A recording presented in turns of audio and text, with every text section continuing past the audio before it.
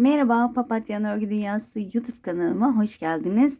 Bugün sizlerle birlikte bu gördüğünüz muhteşem güzellikteki 3 boyutlu kare motif modelini çalışacağız. Yapımı oldukça keyifli, çabuk ilerleyen ve istediğiniz her yerde rahatlıkla kullanabileceğiniz çok hoş bir model. Şöyle baharlık çok güzel yeleklerde kullanılır diye düşünüyorum. Çantalar, yelekler, atkılarınızda kullanabilirsiniz. Şu anda benim aklıma gelmeyen istediğiniz her yerde kullanabilirsiniz. Şöyle hemen tersini göstermek istiyorum. Gayet düzgün. Hemen iplerimden de bahsedeceğim. Birazdan iplerimin ayrıntılarını ve tığ numaramı da vereceğim arkadaşlar. Hemen bu modelin yapımına geçmeden önce minik hatırlatmamı yapmak istiyorum. Biliyorsunuz ki kanalım tamamen ücretsiz. Kanalıma abone olup bildirimleri açıp bu videonun altına o güzel yorumlarınızı yazarsanız ve bir de bu videoyu beğenirseniz hem videoların devamlılığını sağlamış olursunuz hem de bana çok büyük bir destek vermiş olursunuz diyorum ve hemen bu güzel modelin yapımına geçiyorum. Evet arkadaşlar, hemen ip bilgilerimi de vermek istiyorum. Şöyle papatyanın koton iplerini kullanıyorum. Hemen şöyle renk kodlarını da vermek istiyorum. Ekran kaydı alabilirsiniz. Şöyle renk kodu burada. Hemen diğerinin de renk kodunu vermek istiyorum. Şöyle ekran kaydı alabilirsiniz. Kullandığım tığ numarası ise 1.75 milimlik tığ kullandım. Ama sizler elinize yatkın herhangi bir tığ kullanabilirsiniz diyorum. Ve hemen modelime başlıyorum. Modelime öncelikle çiçeğimizden başlayacağız ve sihirli halkayla başlayacağız. İpimi halka haline getiriyorum. Birleştiği noktadan tuttum. Tığımı içinden geçirdim halkamın. 3 tane zincir çekiyorum. 1, 2, 3. Tığın başını doladım ve halkamın içine çektiğim zincirle beraber toplamda 16 tane ikili trabzan yapıyorum. 3, 4, 5 ve bu şekilde toplamda 16 tane ikili trabzan yapıp dönüyorum. Toplamda 16 tane ikili trabzanımı yaptım. Sihirli halkanın ipinden tutup şöyle iyice ortayı küçültüyorum. İlk çektiğim zincirin tepe noktasına battım. Kaydırma yöntemiyle kapattım. Burada şöyle 1, 2 zincir çektim. Bir tane atlıyorum. İkinci trabzan tepesine batıp sık iğne ile kapatarak minik minik halkalar oluşturacağım.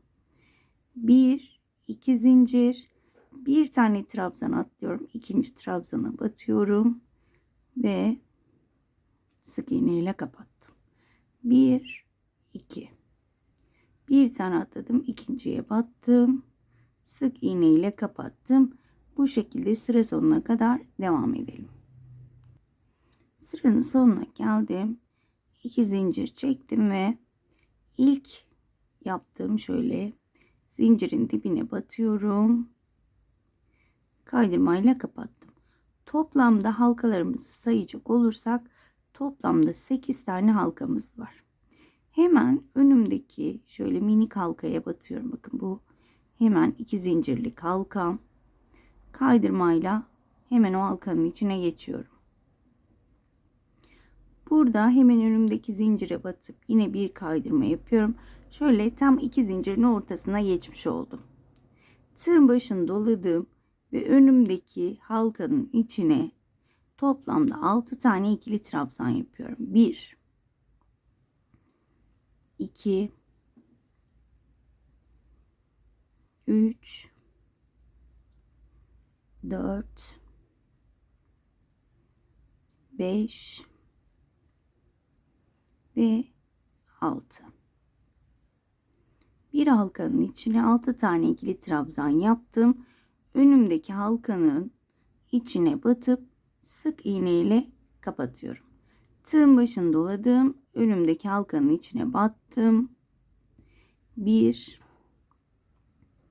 2 3 4 5 ve 6. Önümdeki 2 zincirlik halkanın içine batıyorum ve sık iğne ile sabitliyorum. Bu şekilde toplamda 4 tane yaprağım olması gerekiyor. Sıra sonuna kadar devam edip dönüyorum. Evet arkadaşlar, 4. yaprağımı bitirdim. Şurada bakın. İlk sık iğnem vardı. Hemen dibine batıyorum. Kaydırmayla kapatıyorum. Bir zincir çektim. Ve burada ipimi kesiyorum. Daha sonra bu iplerimi saklayacağım ama ilk önce şöyle sihirli halkanın ipini saklamak istiyorum.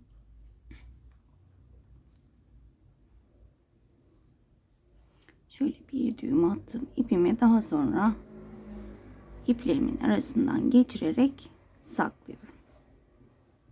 Bu şekilde sihirli halkamız çözülmeyecektir. İlk sıramı yapmış oldum. Şimdi ikinci sırama geldi. Hemen ipimi açıyorum.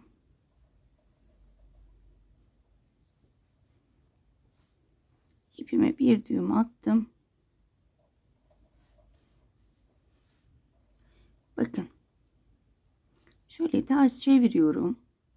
Hemen şöyle şu modelin 2 bacağı var. Bakın. Şöyle 2 bacağı var. İlk bacağından şöyle batıyorum. İpimi sabitledim. 1 2 zincir çekiyorum. Hemen ikinci bacağı sabitledim. 1 2 zincir. Bakın. Şöyle modelin hemen altındaki bacağına sık iğne ile sabitliyorum. 1 2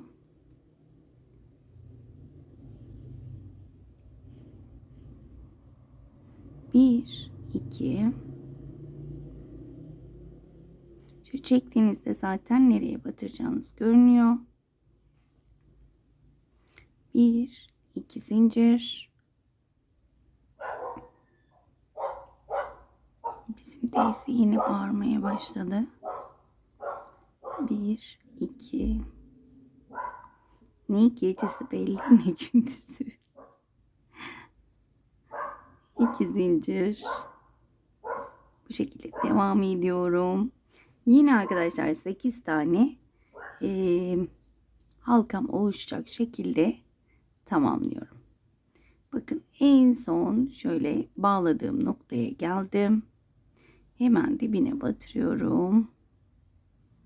Şöyle kaydırmayla kapattım. Bir zincir modeli çeviriyorum şöyle düzünü. Buradan devam edeceğim çünkü. Burada evet arkadaşlar, burada tığın başını doladım. Hemen önümdeki halkanın içine önce ikili trabzan yapıyorum. Daha sonra tığın başını 2 kez dolayarak 4 tane üçlü trabzan, 2 2 ilmek kapatarak birinciyi yaptım. İkinci, üçüncü ve dördüncü. Bir tane ikili trabzan, 4 tane üçlü trabzan ve bir tane daha aynı halkanın içine ikili trabzan yapıyorum. Daha sonra önümdeki halkanın içine sık iğne ile sabitliyorum.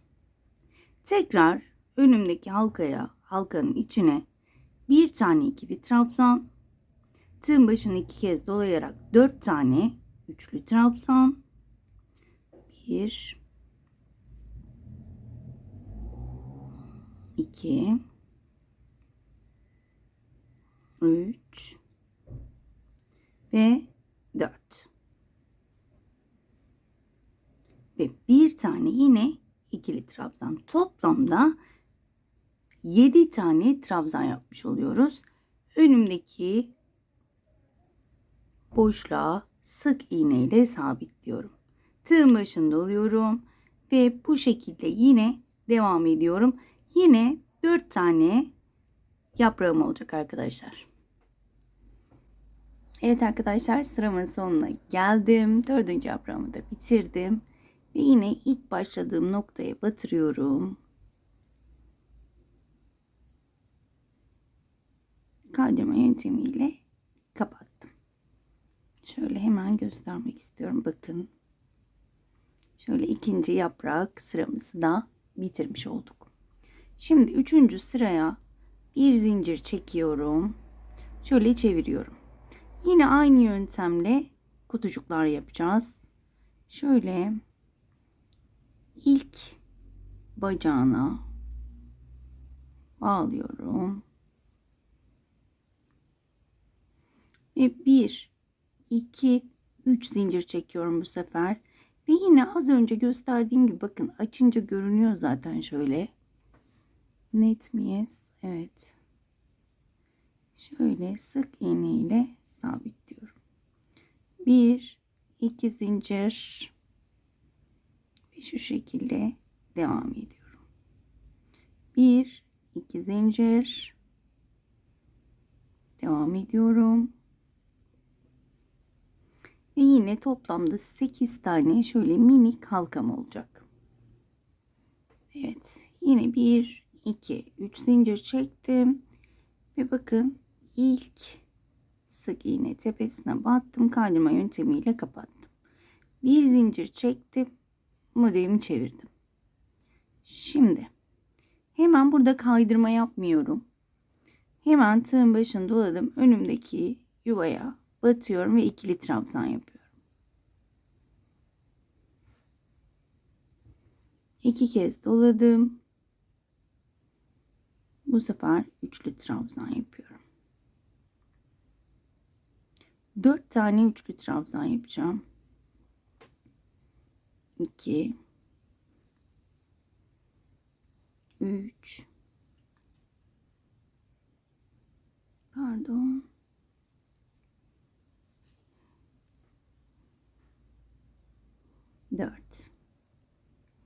4 tane üçlü trabzanımı yaptım.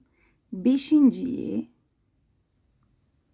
ikili trabzan, yani toplamda 6 tane trabzan yapıyorum. 2 tanesi ikili, ortada 4 tanesi üçlü. Şimdi burada hemen önümdeki bakın sık iğneye batırıyorum. Sık iğne yapıyorum. Tığın başını doladım. Önümdeki halkaya battım. İkili trabzan. Bir tane ikili trabzan. 2 kez dolayarak 4 tane üçlü trabzan. 1, 2, 3 ve 4. Ve yine son olarak bir tane ikili trabzanımı yaptım. Ve burada bakın şöyle zincirlerimizi bağladığımız sık iğnemiz var. Hemen oraya batıyorum. Sık iğne ile sabitliyorum. Gördüğünüz gibi bu şekilde toplamda 8 tane yaprak yapacağız.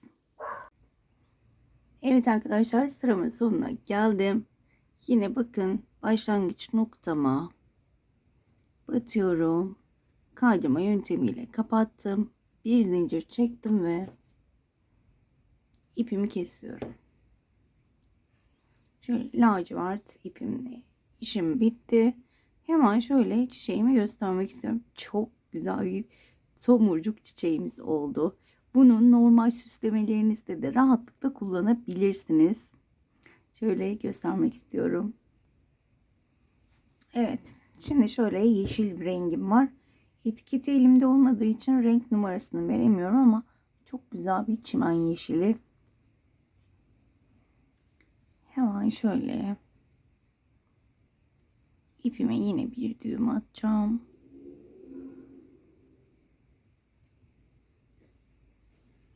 Ve yine çevireceğim. Şimdi yine aynı şekilde bakın bir tane motifin daha doğrusu yaprağın 2 tane şöyle dibinden alacağız. Bakın. Şöyle hemen dibine battım. Sık iğneyle sabitledim. Burada 3 veya 4 çekebiliriz. 1, 2, 3. Bence 3 yeterli. 3 tane çektim. Hemen diğer tarafa. Şöyle göstermek istiyorum. Rengi biraz koyu, tam görünmüyor. Şöyle bakın. Tam dibine batıyorum. Kapatıyorum. 1, 2, 3. Şu şekilde. 1, 2, 3.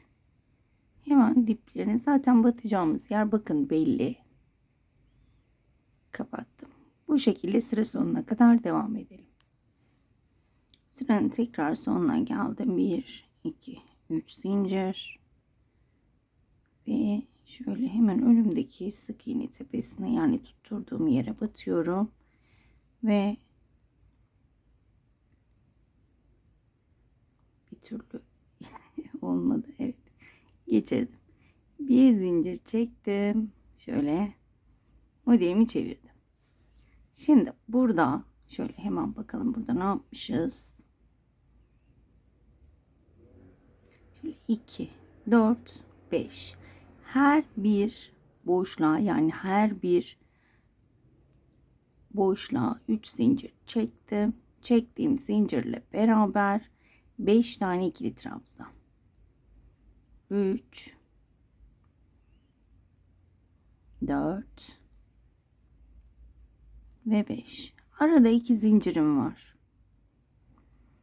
Hemen diğer boşluğa geçiyorum. Daha doğrusu yuva da diyebiliriz. Ona da 5 tane ikili trabzan yapacağım. 2, 3, 4 ve 5. 2 zincir.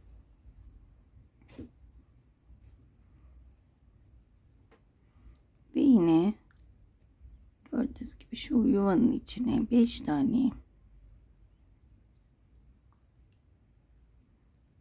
ikili trabzan. Bu şekilde sıra sonuna kadar devam edelim. Evet arkadaşlar, sıra sonuma geldim. 2 zincir çekiyorum ve ilk çektiğim zincirin tepe noktasına battım. Kaydırma yöntemiyle kapattım. 1, 2, 3 zincir çektim. Tığın başında oluyorum ve tek tek yine trabzan tepelerine batarak 5 tane ikili trabzan tepesine 5 tane ikili trabzan yapıyorum. Arada yine 2 zincirim var. Ve yine 5 tane ikili trabzan tepesine ikili trabzan yapıyorum. Bu sıramı da bu şekilde devam ettireceğim. 2, 3, 4 ve 5. 2 zincir çekiyorum ve devam ediyorum. Bu sırayı bu şekilde bitirelim. Evet arkadaşlar, sıramın sonuna geldim. 2 zincir çekiyorum. İlk çektiğim zincirin tepe noktasına battım. Kaydırma yöntemiyle kapattım. Bir zincir çekiyorum. İpimi kesiyorum. Şöyle hemen göstermek istiyorum bu sıramın bitişini. Gerçekten çok güzel oldu. Tekrar açık mavi ipime geçiyorum. Tabi renk kombinasyonu tamamen size ait. Renk geçişlerini kendinize göre ayarlayabilirsiniz. Herhangi bir 2 zincirlik bölüme battım. Sık iğne ile kapattım. Şimdi burada 1, 2, 3, 4 tane zincir çekiyorum. Tığın başını 2 kez sarıyorum. Ve boşluğun içine 5 tane üçlü trabzan. 2, 3, 4 ve 5. Şöyle ilk köşemi burada yapmış oldum. Ve diğer tarafa geçmek için 2 zincir çekiyorum. Tığın başını 2 kez doluyorum ve yine 5 tane ikili trabzan. 2 3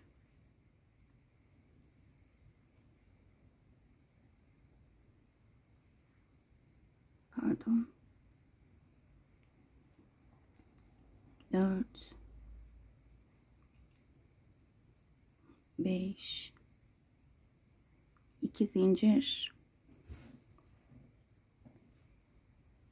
ve önümdeki boşluğa batıp buraya köşe yapıyorum. Köşede 5 tane üçlü trabzan. Şöyle ilmekleri uzata uzata yapalım. 3 oldu.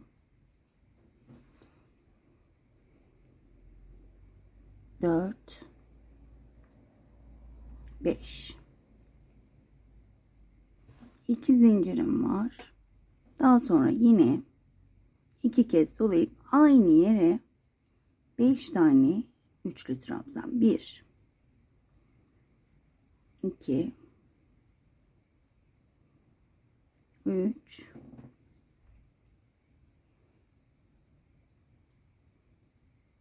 4 ve 5. 2 zincir çekiyorum. 5 tane üçlü trabzan köşe, 5'li 3 trabzan köşe şeklinde ilerliyorum.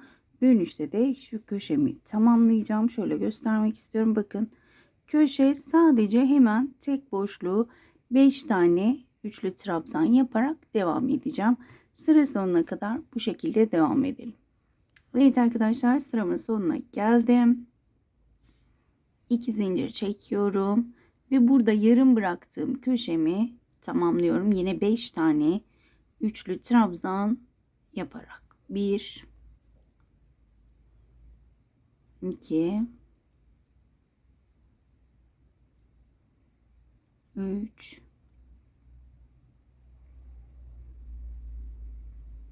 4 ve 5. Bir arkadaş yorumlarda şey demiş, şimdi geldi aklıma da, elimi şöyle koyarak yapıyorum ya, buradan destek oluyorum arkadaşlar. Yani şu şekilde, bakın şu şekilde şöyle yapmamın pek imkanı yok. Bir yerden destek almam gerekiyor ve buradan alıyorum. Zaten hani battığım yerler belli oluyor zannedersem. Bunu da buradan belirtmek istedim. 2 zincir çektim. İlk çektiğim zincirin tepe noktasına battım.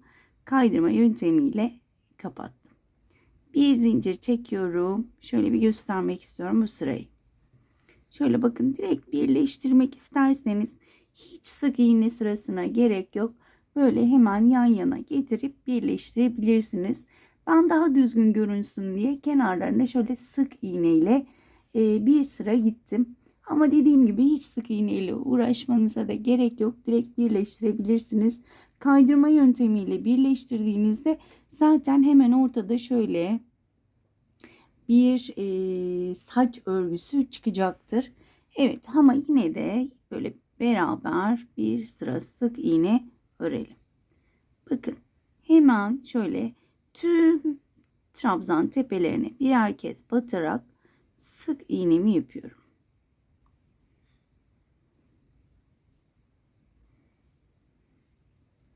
İki zincirlik bölüme batıp 2 tane sık iğne,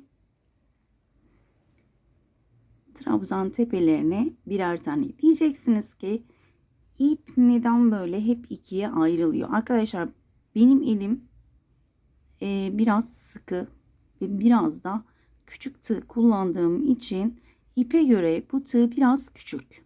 Normalde 2,5 numaralı tığ bu ip için ideal bir numara.